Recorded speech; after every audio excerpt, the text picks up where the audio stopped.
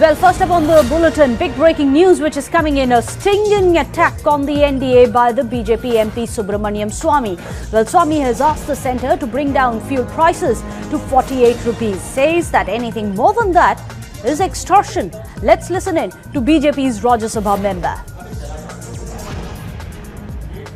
We are seeing record prices in terms of petrol, particularly here in Mumbai. It's touched 86 now. As an economist yourself, how do you look at it? Well, petrol prices should not be more than 40 rupees per litre. Everything else is exploitation.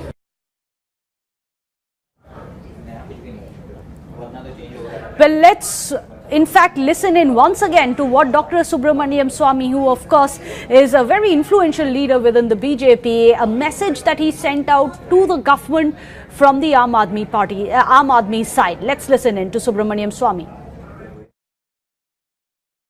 We are seeing record prices in terms of petrol, particularly here in Mumbai. It's touched 86 now. As an economist yourself, how do you look at it? Well, petrol prices should not be more than 40 rupees per litre. Everything else is exploitation.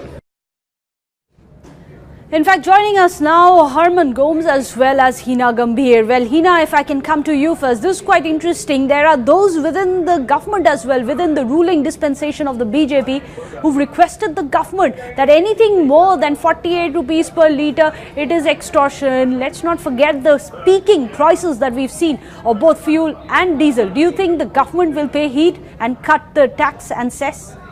Well, a statement by Subramaniam Swamy could actually be seen as a huge embarrassment for this government, because he himself is then trying to suggest that perhaps, it's the government which does not want to ease the pain as far as this fuel price pain for the Aam Aadmi is concerned. And there is a possibility of a cut in the excise duty in the petrol and diesel prices in the country. So government can do a lot of things, but it's not doing. So it's a question straight to the government of the day. We'll have to see how the government really responds. But looking at the economics of this whole thing, then the government's view is that, it's the fluctuation in the international petrol and international diesel prices which is leading to this increase in petrol and diesel prices in the country. The states are not ready to cut the VAT that is levied on the petrol and diesel in different parts.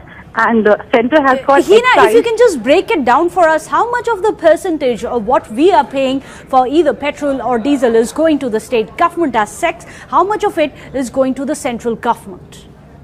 Roughly, if you see, if we are paying, say, around 80 odd rupees per litre in Delhi for petrol, out of that, the dealers pay somewhere around 38-39 rupees per litre. So that's the cost that the dealer has to pay to give us petrol and diesel. Remaining is the taxes that we actually pay, where the major component is the VAT which the states, respective states charge. Now that is something that the states can perhaps consider cutting to give some benefit to the Aam Aadmi. So tax component is really huge, but then eventually government also has to earn some revenue, and they see this as the big source of revenue, because post GST this is the only commodity which is left with the states, and that is the reason why states do not want to give in to this particular revenue as well. They don't want this petrol and diesel to come under GST, because that way even they will lose this bit of revenue that they earn, which they don't have to share with the centre. So we have to see who would eventually bite the bullet, because with the elections